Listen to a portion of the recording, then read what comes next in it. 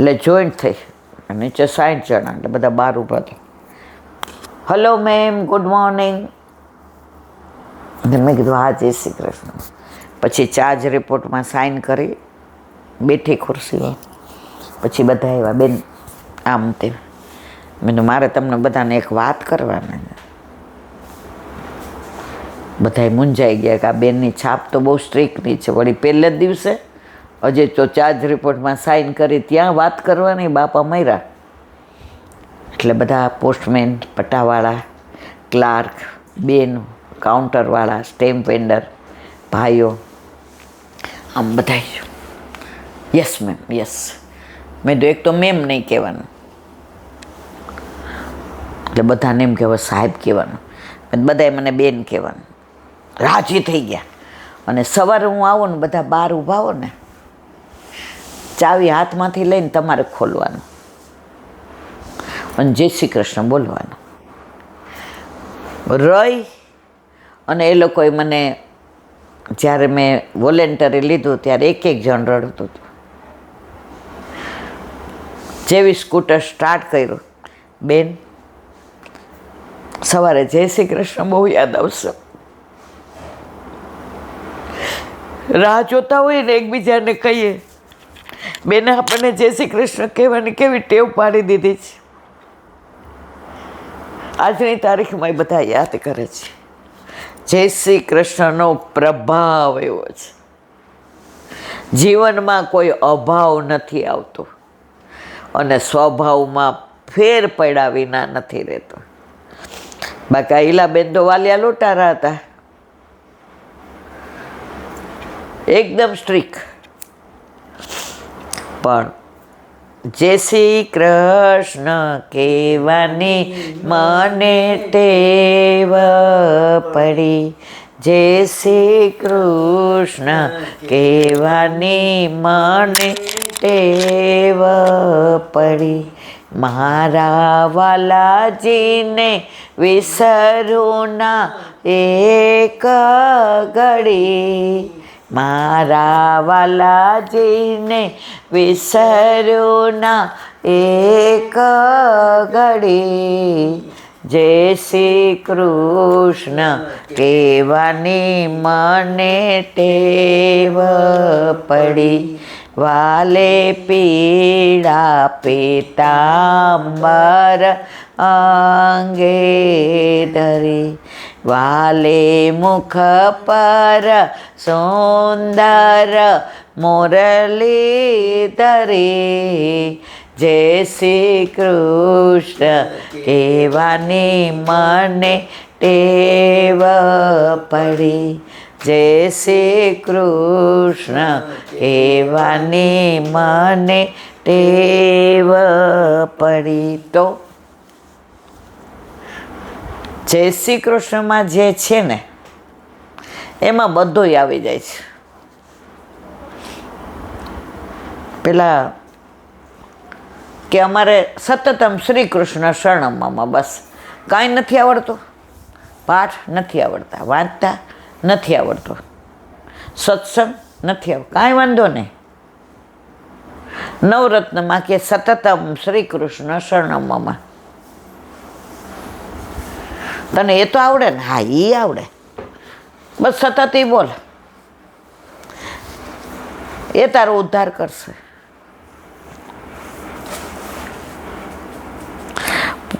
પુષ્ટિમાં મુખ્ય મુખારવિંદની સેવા કહી છે, પરંતુ ચરણ સેવાનું મહત્ત્વ ઓછું નથી. એ તો મર્યાદામાં ચરણનું દાસત્વ છે, જ્યાં પ્રભુના સુખનો વિચાર નથી. પ્રભુ તું મારો ઉદ્ધાર કર, આપણે તો માગવાની જ ના છે. એમાં નિયમ પ્રમાણે આટલા વાગે આરતી, આટલા વાગે ભોગ. એમાં અત્યારે જરીના જ વસ્ત્રો હોય. ગરમી કે મારું કામ. ગોવિંદ સ્વામી ગુસાઈજીની સાથે કેશવરાયજીના મંદિરમાં ગયા. તો કેશવરાયજીને તો જરીના વાઘા ને વસ્ત્રો ને હીરા મોતીના ઓલા હીરાના મુગટ અને ગોરમી કે મારું કામ. દર્શન કરતા કે કાં પ્રભુ બરાબર છો ને? ગુસાજી આવું ના કહેવાય. એ કે આખી ગરમીમાં આવું, તો ત્યાં પ્રભુના તત્સુખનો વિચાર નથી. માનસી રાજા આવવાનો હતો એટલે વટ પાડે તો કંઈક માનસી રાજા કે હાલ ક્યાંય મજા ન આવી હોય. એ કે આ બધે ઠાકોરજીના સુખનો ક્યાંય આવી ગરમીમાં મને ને તમને જરી ગમે? આ જરી, આ હીરા, આ પરવળ, અરર. સેનાપતિ કે ના હવે મારે ક્યાંય દર્શન નથી કરવા. હાલ એ કે અહીંયા ગિરાજી ઉપર એક સરસ તમે એ કે ના એ કે હાલો તો કર. ત્યાં ગયા ત્યાં તો બહારથી ગુલાબ જળનો છંટકાવ ને એની સુગંધ ને ખોસના પેલા બધા પડદા ને ત્યાં જળ આમ ઊંચેથી ગાગરમાંથી રેડાય ને ફુવારા ને તમે જુઓ તો ગુલાબના માળાજી ને ઠાકોરજી આટલા નાના મોતીના માળાજી ને કોઈ વસ્ત્ર નહીં, ફક્ત એક હાડબંધ ને હા. માનસી કે આપણો ફેરો સફળ થઈ ગયો. પ્રભુના તત્સુખનો અહીંયા જે વિચાર થાય છે પુષ્ટિ માર્ગમાં એવો ક્યાંય નથી થતો. તો જેવું મંદિરમાં એવું આપણા ઘરે. અત્યારે આપણે ઠાકોરજીને મલમલ જ હોય. અત્યારે કોઈ બીજું ધરાવે જ નહીં. શું કામ? આપણને ગમે છે. વૈશાખમાં લગ્ન હોય ને તો આપણે એમ કે અરો અત્યારે ક્યાં આવ્યા, અને સેલા ને જરીવાળા હોય ને એક બાજુ મૂકી દે, સિલ્કનું લાવને પહેરી લઉં, આમાં નહીં મજા આવે. કેમ? ગરમી થાય છે. તો કહે છે અભયપદ જાણીને જ મર્યાદામાં ચરણારવિંદની ભક્તિ છે. પુષ્ટિમાં પ્રભુનું સુખ જાણીને સર્વાંગની સેવા થાય છે. પ્રભુને જે સમયે જે વસ્તુની આવશ્યકતા તે મુજબ માળા, ચંદન, વસ્ત્ર, બીડા વગેરે સખી દ્વારા અંગીકાર કરાવે તે પાદ સેવન. શિયાળામાં ચંદન લગાડાય ના, ઉનાળામાં ચંદન વિના ચાલે ને.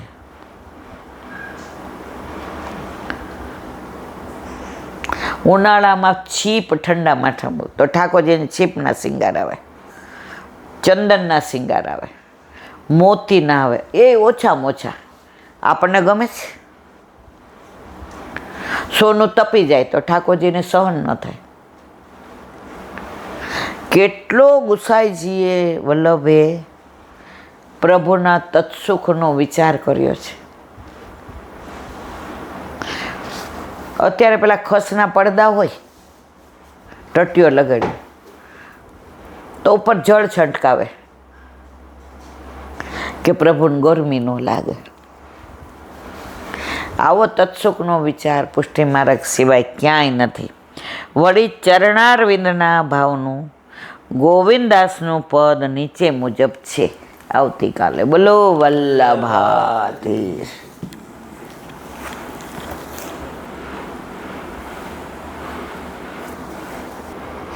શ્રી વલ્લભાધીશ કી. સુબોધી નીચેનું પાન વલ્લભ કરાવે તો થાય, આને સ્પર્શ કરવો આપણા બસની વાત નથી. સૌનક ઋષિના પ્રશ્નનું અનુસંધાન. સૂત ઉવાચ અપિપલન મહારાજ પિતૃવદજ્જયન પ્રજા નિસ્પૃહ સર્વકામેભ્યો કૃષ્ણપાદાનું સેવયા.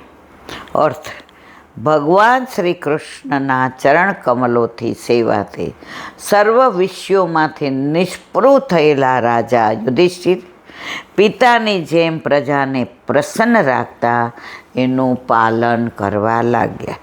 કારિકા. સ્વધર્મ વિષ્ણુ ભક્તિ પ્યાયમ મહાન સર્વોના ચાણત્યા વિશેષુ ચ વૈતુણ્યમ સેવાર્થ ભક્તિ સૂચકમ. અર્થ: સ્વધર્મના પાલન અને વિષ્ણુ ભગવાનની ભક્તિથી દરેક પુરુષ મહાન બને છે. તે સિવાય અન્ય કોઈ માર્ગે મહાન થઈ શકતો નથી. વિષયોમાંથી તૃષ્ણાની નિવૃત્તિ થયા તે પ્રભુની સેવા માટે ભક્તિની સૂચક છે, સુબોધિની છે. અપીપલન એટલે પાલન કરતો હતો એવો અર્થ છે. પ્રજાનું પાલન કરવું એ રાજાનો ધર્મ છે. પિતૃવદ જયન પ્રજા, ધર્મ રાજા પિતરની જેમ પોતાની પ્રજાનું પાલન કરે છે એમ કહેલું છે. તેમ યુધિષ્ઠિર પણ જ્ઞાન સહિત રાજ્ય કરે છે એમ જણાવ્યું. જો જ્ઞાન સહિત ન હોય તો દરેકમાં ભગવાનની દ્રષ્ટિ ન હોવાથી પ્રજાનું રંજન થઈ શકે નહીં.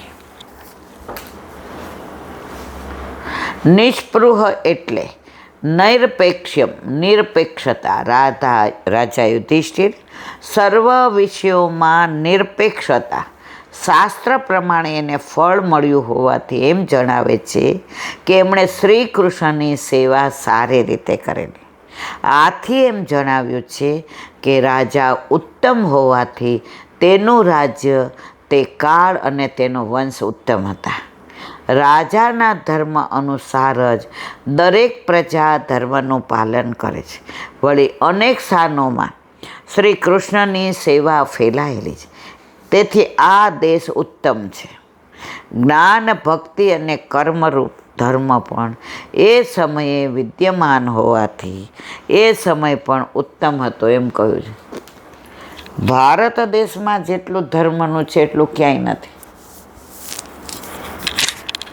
આજે બધાય રોજ કોઈ પૂજા નહીં કરતા હોય, કોઈ સેવા ન કરે, કોઈ સ્મરણ નહીં, સત્સંગ નહીં. દરેક દેશમાં આવું ક્યાંય જોયું જ નથી. અને આપણે બધા બીએ કોનાથી? ભગવાનથી. નથી બીતાને નાસ્તિક છે એની વાત નથી, પણ જ્યારે કાંઈ ખોટું કરવા જાય ને તો ઘરમાં પ્રભુ બિરાજતા હોય ને મનમાં ભય લાગે, ના ના આપણાથી આવું ના થાય.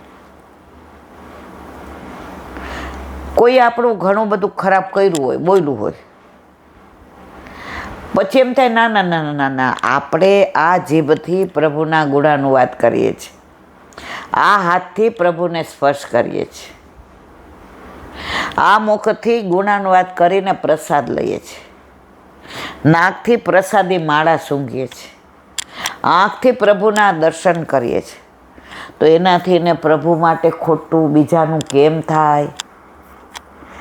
આપણે આ ઘરે બિરાજતો આપણો ઠાકોરજી રાજી ન રહે કે વલ્લભે પધરાવી દીધો, પણ એનો પ્રભાવ જ એવો છે.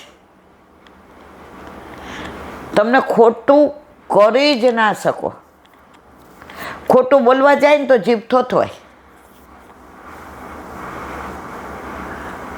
ઠાકોરજી નહોતા ઘરમાં ત્યારે ઘણીવાર બાના કાઢ લેતા હતા. પછી પ્રભુ પધાર્યા એટલે મનમાં તરત એમ થાય ના ના ના, એ કાંઈ બોલતા નથી હો ઠાકોરજી, પણ એમનું આપણા ઘરમાં હોવું એ જ આપણા માટે, આ બધા માટે પૂરતું જ. ખોટું બોલવું નહીં, ખોટું કહેવું નહીં, ખોટું કરવું નહીં, ખોટાને પ્રોત્સાહન ના આપવું, વ્યર્થ વાણી વિલાસ ન કરવો, અન્યાશ્રય ન કરવો, અસદ વાર્તાલાપ ન કરવો. કોકનો ફોન આવે ને એને જે કામ હોય પૂછી લે, પછી ઈલાબેન તમે રાજકોટના, અમે રાજકોટના, અને આમ પછી હું સમજી જાઉં કે હવે બધું લૌકિક ચાલુ થશે. હું કહું ચલો મારા વાલા હવે તમારે બસ બધું સમાધાન થઈ ગયું ને, હવે આપણે મળીએ, પછી તમે અમદાવાદ આવો ને ત્યારે મારા ઘરે આવજો, વાત ત્યાં પૂરી. કારણ કે વ્યર્થ વાણી વિલાસનો કોઈ મતલબ નથી.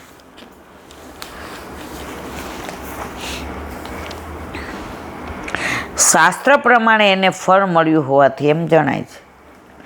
એમણે કોને ફળ મળ્યું? યુધિષ્ઠિર રાજાને. એમણે શ્રી કૃષ્ણની સેવા સારી રીતે કરેલી. આથી એમ જણાવ્યું છે કે રાજા ઉત્તમ હોવાથી તેનું રાજ, તે કાળ અને તેનો વંશ ઉત્તમ હતો. જો આપણા ઘરમાં ધાર્મિક વાતાવરણ હોય ને તો છોકરામાં ને છોકરાના છોકરામાં એ જ વાતાવરણ આવે. પણ આપણા ઘરે જ બધાય ભગવાન હોય ને આપણે એમ કહીએ બધા ભગવાન એક, તો એ લોકો એ જ કરવાના છે. જેવું બા દાદા કરશે એ નજરે જુએ કે હા બા દાદા તો ખોટું બોલે છે, આપણે બોલાય, પછી તો એ અઠંગ બની જાય. આપણે શીખવાડીએ શું ખોટું નહીં બોલવાનું, એ લોકો કે હા સાચી વાત. પછી કોઈ આવે અને કાંઈ લેવા આવ્યું હોય કે તમારા બગીચામાં ઓલું ખોદો છે ઓલી આપો ને, એટલે આપણે કહીએ અમારે તો મારી લઈ આવે, અમારી પાસે નથી. હવે છે આપણી પાસે તોય આપણે ખોટું બોલ્યા, તો ઓલા બાળકના મનમાં શું થાય, બા દાદા એમ કે ખોટું ન બોલાય, હવે એ તો બોલ્યા. તો જો તમારે આચરણ સારું કરાવવું છે છોકરાઓ પાસે, તો પહેલાં આપણું આચરણ સારું ને સાચું હોવું જોઈએ. ઓલા એક માં સાધુ મહારાજ પાસે રહી ગયા, આ બહુ ગોળ ખાય 24 કલાક, અને ના પાડો તમારું માને છે, એ કે કાલ લઈ આવજો. 1.5 ગાઉ હાલીને બીજે દી ગઈ, એ કે બેટા ગોળ નહીં ખાવાનો, એ કે નહીં ખાવ. એની માં કે કાલે કહી દીધું હોત તો, એ કે કાલે હું ગોળ ખાતો હતો. જ્યાં સુધી હું ગોળ ખાતો હોઉં ને ત્યાં સુધી ના ન પાડી શકું. હું ખોટું કરતી હોઉં ને તો બીજાને ન કહી શકું. હું ખોટા પૈસા લેતી હોઉં ને તો બીજાને ન કહેવાય. તો અસર ક્યાંથી થાય, હું જ ખોટું કરું છું. તો જો રાજા ઉત્તમ છે તેનો વંશ ઉત્તમ, એનો સમય ઉત્તમ, એની પ્રજામાં ઉત્તમ વિચારો આવે. પણ રાજા જ ખોટું કરતું હોય. રાજાના ધર્માનુસાર દરેક પ્રજા ધર્મનું પાલન કરે છે. કૃષ્ણદેવ રાજાને ત્યાં પેલો શાસ્ત્રાર્થ થયો, બરાબર? તો 2 રાણી હતા, એક શંકરમાં માનતા હતા ને એક વિષ્ણુમાં. હવે વિષ્ણુનો મત જીતી ગયો વલ્લભ દ્વારા, તો રાજમાં કૃષ્ણ ભક્તિ આવી. તો રાજા જે કરે ને એ પ્રજા કરવાની જ છે. એમ ઘરમાં જે વડીલો કરે ને એ છોકરાઓ કરવાના જ છે. વળી અનેક સ્થાનોમાં શ્રી કૃષ્ણની સેવા ફેલાયેલી છે. એથી આ દેશ ઉત્તમ છે આપણો. જ્ઞાન ભક્તિ અને કર્મરૂપ ધર્મ પણ એ સમયે વિશ્વ માન્ય હોવાથી એ સમય પણ ઉત્તમ હતો એમ કહ્યું. બોલો વલ્લભાધીશ. શ્રીમદ ભાગવત અને મારા ગુરુદેવ પ્રણામ કરું છું. चंद्र सरोवर पे सूरदास के द्वार पे मेरा दंडवत प्रणाम। सुरभि कुंड पे परमानंदास जी के द्वार पे मेरा दंडवत प्रणाम। जमुनावता पे संकर्षण कुंड पे कुंभनदास जी के द्वार पे मेरा दंडवत प्रणाम। बिरछू कुंड पे कृष्णदास जी के द्वार पे मेरा दंडवत प्रणाम। कदम खंडी पे गोविंद स्वामी के द्वार पे मेरा दंडवत प्रणाम। अप्सरा कुंड पे चित्त स्वामी के द्वार पे मेरा दंडवत प्रणाम। मानसी गंगा पे नंददास जी के द्वार पे मेरा दंडवत प्रणाम। रुद्र कुंड पे चित्रबुद्धास जी के द्वार पे मेरा दंडवत प्रणाम। व्रज विलास व्रजनी गोपिकाओने मारा दंडवत प्रणाम। हे वल्लभ, સવારથી અત્યાર સુધી સેવા સ્મરણ સત્સંગ જે પણ તે કરાવ્યું તે તારા ચરણારવિંદમાં સમર્પણ કરું છું. ભૂલ અપરાધ થઈ હોય તો ક્ષમા કરશો. બોલો વલ્લભાધીશ કી જય. દ્રઢ ચરણ કેરો ભરોસો દ્રઢ ચરણ केरो श्री वल्लभनक चंद्र छटा बिन सब जुग माया अंधेरो भरो દ્રઢઈના ચરણ કેરો સાધન ઓર નહીં આ કલી में જાસો હોય નિવેરો सूर का कहे त्रिविध आंधरो बिना मोल को चेरो भरोसो दृढ़ न चरण दृढ़ न चरण दृढ़ न चरण केरो। શ્રી વાદેશેક આજનો આ સત્સંગ મારા વલ્લભના ચરણારવિંદમાં સમર્પણ કરું છું. ભૂલ અપરાધ થઈ હોય તો ક્ષમા કરશો. આ મારા વલ્લભની વાણી અને ભૂલો એ મારી. બોલો વલ્લભાધીશ કી.